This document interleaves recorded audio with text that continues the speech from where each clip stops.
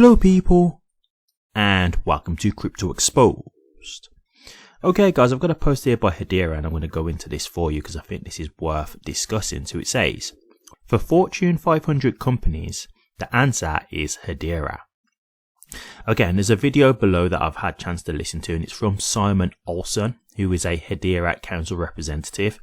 And so he's basically talking as to why, as obviously the title says, Fortune 500 companies would come to Hedera. So the thing that he says first and foremost is in regards to an old adage where he says, no one ever got fired for hiring IBM. Now, I'll be honest with you, that's not something that I'm familiar with, like a phrase or anything like that. But if we just go with the logic behind what he's saying there, my assumption would be like IBM is a hugely successful company, right? So you're not going to get in trouble for hiring IBM because it's not like a startup company where you're taking a chance. You're going with a company that's tried and tested, that has a very big reputation, a very solid foundation within their industry. And so what they're basically saying here is, what you've got to think of is, with the Hedera Council, you have so many big companies who are on the Hedera Council fighting for Hedera's future.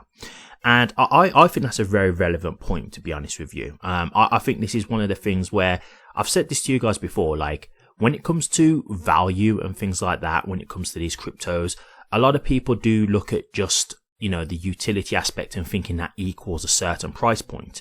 The truth is, we can't say what utility is going to bring what price. We can say that it will make it more valuable, but we can't really say because of this means HBAR is going to get to $1 or $5, right? For example. But one thing I will say is perception is reality when it comes to cryptos, right? And just in general. So for example, when you think about Hedera having these Fortune 500 companies and you've got these, retail investors and institutions who might be looking what crypto networks they want to get involved in or utilize.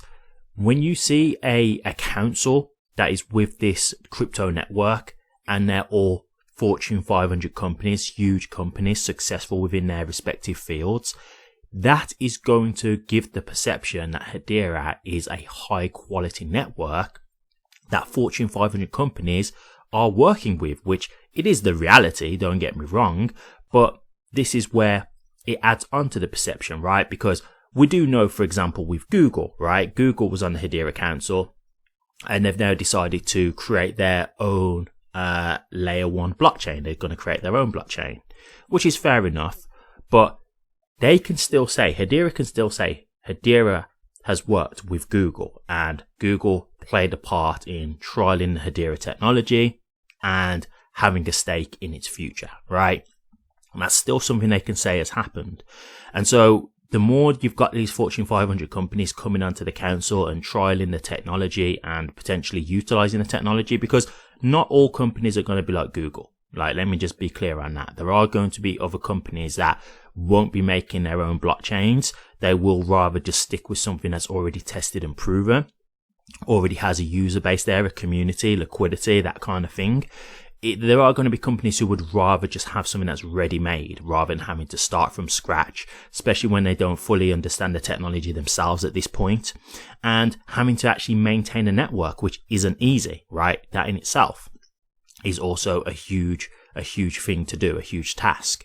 And so I do think when you're looking at this from a Fortune 500 perspective, a Fortune 500 company perspective, when you are looking around and thinking, okay, DLT is here and we need to start getting involved in this because this is where the world is going and clearly we need to make sure that we're not left behind, you're going to start to look around, right? And this is where I say again, the perception comes in. Well, okay, you've got Hedera here.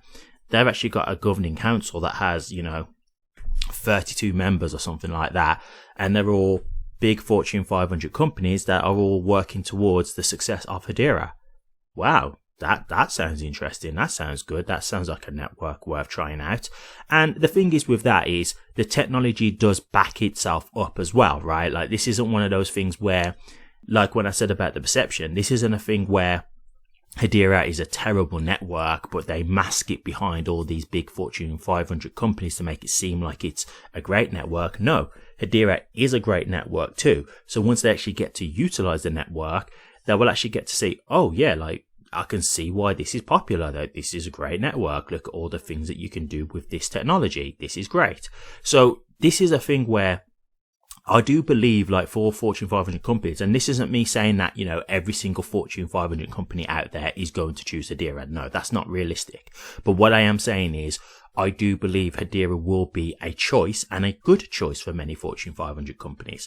As I've always said, when it comes to this crypto technology, don't think about a network having to get every single company out there, every single bit of an industry out there. Like, it is not going to be that. It's not going to be absolutely everything will be tokenized on Hedera. No, it's about getting portions of this. So if they get a portion of, you know, tokenization, if they get a portion of Fortune 500 companies working with them creating use cases, if they get a portion of cross-border payments, if they get a portion of banks, if they get a portion of governments, all that together is all adding huge utility and volume for the network. So overall, that is going to be a positive, and I think it's better to be that way rather than, you know, for example, Hedera just being the number one choice for, let's just go with, for example, like carbon credits and things like that, because obviously that's one of Hedera's huge strong points, is it's so carbon friendly.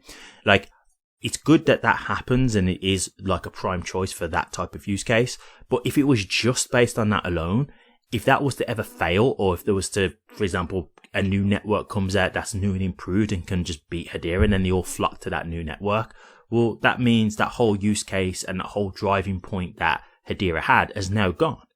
So I would rather they have their fingers in many pies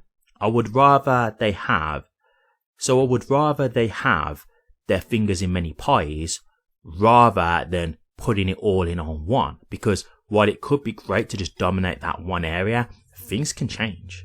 Things can always change. And if you're reliant on just that one area alone, that could fall through. And then what do you do at that point? Right? So I think that's better that their utility is expanding across many different industries, many different use cases, many different companies, etc. Because it shows that they're getting money from all different angles, and all together, all these things is what's propping up Hedera as a multi-use chain. So I think this is a real good thing here. I do think Simon has a very good point. And I do think, like, as I say, we know the technology. Like, we know what Hedera can do. We know it's impressive. I've done so much content, as you guys know. You can check my archive of all the things that's going on. So we've kind of got proof that, you know, there are partnerships happening. There are things going on. Like, this stuff is unfolding. And I do agree that Hedera is definitely, you know, a great answer. I'm not going to say it's the answer, because I don't think it's just Hedera. I do think there are other networks that you can use. I'm not about to just sit here and just lie and just say Hedera is the only network. But I do think Hedera is most definitely a great choice.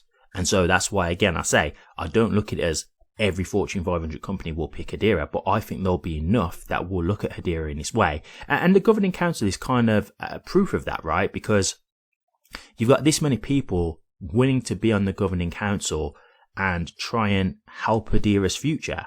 And look, I'm not trying to say that these companies can't go on to, you know, try a different network or leave Hedera and go to another network, or again, maybe start up their own blockchains. But I just look at it as this. If you try out Hedera, the technology is good. This isn't a bad network, right? So I don't think it's as likely that people or companies are going to be like on the governing council and then just go to a different network, because you've already had the chance to trial this technology. Most likely you'll be happy with it. So why not just stick to what you already know? Right? Now, in terms of building their own blockchain, I've already answered that earlier. Some may do it, some won't. I don't think everyone will. I think many companies won't bother doing that, to be honest with you, because that's a lot of work. So that's the answer to that one. But yeah, like, I do think there'll be enough of these companies that will just stick with Hedera because the technology is up there. Like, technology wise, Hedera is a great network. So I think that's very possible. Obviously, I could be wrong. This is my personal speculation, but you don't get all these companies, you know, coming onto the, you know, the council for nothing.